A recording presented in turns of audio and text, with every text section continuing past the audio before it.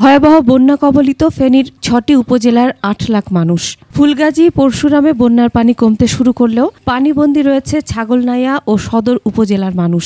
পরিস্থিতির অবনতি হয়েছে সোনাগাজী এবং দাগনভূঞা উপজেলায়। এ পর্যন্ত মারা গেছে ১০ জন। কন্টিনিউ এবং আস্তে আস্তে এখন অলমোস্ট ১২০০+ মানুষ এখানে থাকতেছে।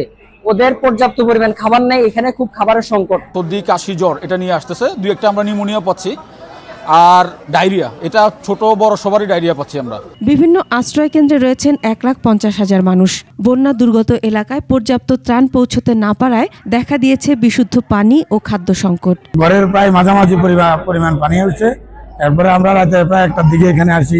এই টেকনিক্যাল স্কুলে আমরা অবস্থান করি। আজকে আমরা 4 দিন এখানেই আছি।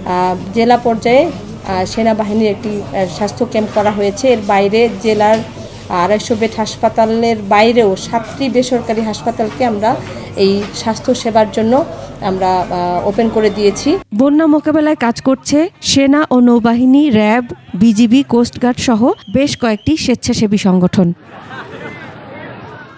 একমাত্র ওয়ালটন এসি দিচ্ছে 1 বছরের রিপ্লেসমেন্ট গ্যারান্টি।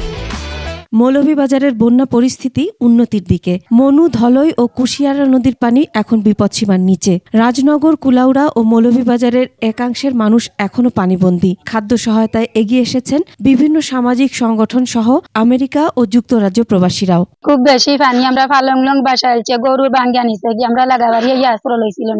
আপনারা যারা আরো আছেন বিত্তশালী, আপনারাও আগুয়া এর সহযোগিতার হাত বাড়াউকা। নোয়াখালী জেলার বন্যার পানি লোকালয়ে ঢুকে লক্ষ্মীপুরে নতুন করে কয়েকটি এলাকা প্লাবিত হয়েছে। 5 উপজেলায় 6 লাখ মানুষ পানিবন্দী। বিদ্যুৎহীন অবস্থায় রয়েছে 20,000 গ্রাহক। নেই বিশুদ্ধ পানি।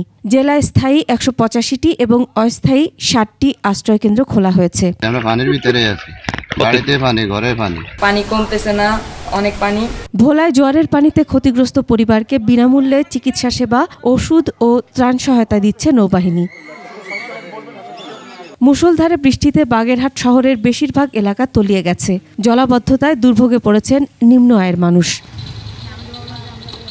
Masum আলিসা, desk report, 21 television.